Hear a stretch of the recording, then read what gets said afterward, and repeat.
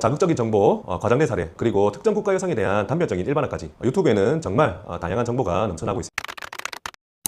안녕하세요. 평생을 함께할 참 좋은 인연, 참 좋은 국제결혼입니다. 혹시 이런 생각 해보신 적 있으신가요? 유튜브를 보면 볼수록 국제결혼이 더 무서워진다. 처음에는 관심으로 시작했는데 보다 보니까 오히려 결정을 못하게 되는 경우가 많습니다. 왜 그럴까요? 요즘 많은 분들이 유튜브를 통해서 국제결혼을 접합니다. 하지만 동시에 유튜브 때문에 국제결혼을 망설이게 되기도 합니다. 자극적인 정보, 과장된 사례, 그리고 특정 국가 여성에 대한 단편적인 일반화까지 유튜브에는 정말 다양한 정보가 넘쳐나고 있습니다. 그래서 오늘은 국제결혼을 고민하시는 분들이 가장 많이 접하는 매체 유튜브에 대해서 현실적으로 한번 이야기해 보겠습니다. 제가 업계에서 유튜브를 계속 분석해 보니까 국제결혼 관련 컨텐츠는 크게 두 가지입니다.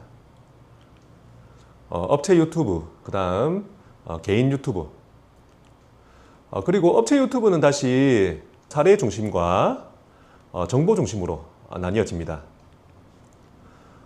사례 중심 컨텐츠를 보면 특별 성공 사례, 그 다음에 과장된 사례, 실제 사례로 나뉘는데요. 우리가 가장 많이 보는 건 솔직히 과장된 사례입니다. 예를 들면 이런 제목들입니다. 연예인 닮은 베트남 신부, 너무 이뻐서 신랑이 정신 못 차립니다. 우리 신랑님들은 이런 영상을 보시면서 대리만족을 느끼는 경우도 많습니다.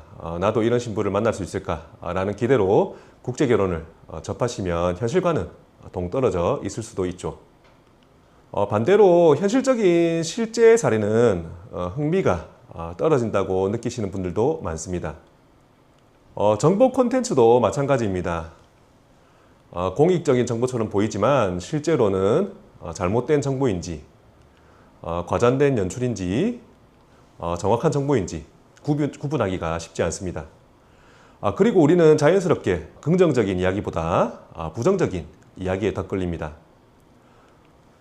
예를 들면 이런 이야기들입니다. 베트남 신부는 국적이 목적이다. 국적 따면 이혼한다. 결국 다시 베트남 남자친구와 결혼을 한다.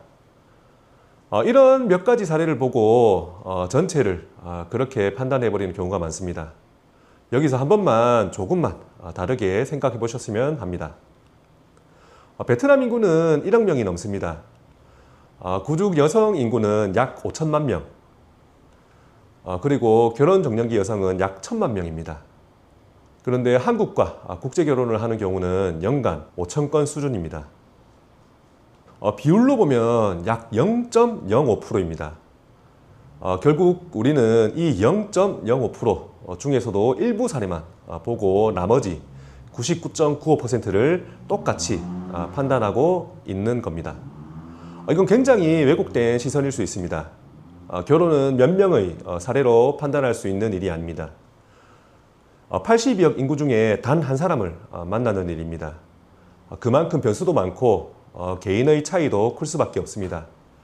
그리고 이 부분은 꼭 한번 생각해 보셔야 합니다. 내가 평생을 함께할 사람을 만나는데 그 사람이 제3자 앞에서 검증받고 신문받고 평가받는 상황, 과연 정상적인 관계의 시작일까요? 물론 확인은 필요합니다. 하지만 확인과 의심은 완전히 다른 이야기입니다. 또 한 가지 말씀드리면 요즘은 흥미 위주의 개인 유튜버들도 많습니다. 현지 브이로그, 관광, 소개팅 컨텐츠를 하다가 구독자가 늘어나면 국제결혼 업체에 소속되어서 국제결혼 유튜버로 전환하는 경우도 있습니다. 문제는 실제 중개 경험 없이 겉으로만 전문가처럼 보이는 경우입니다. 실제 진행을 해보면 전문성이 부족한 경우도 적지 않습니다.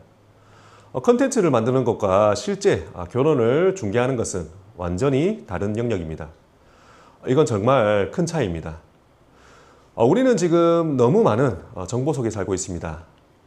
그 중에서도 자극적이고 부정적이고 눈에 띄는 정보에 더 끌립니다.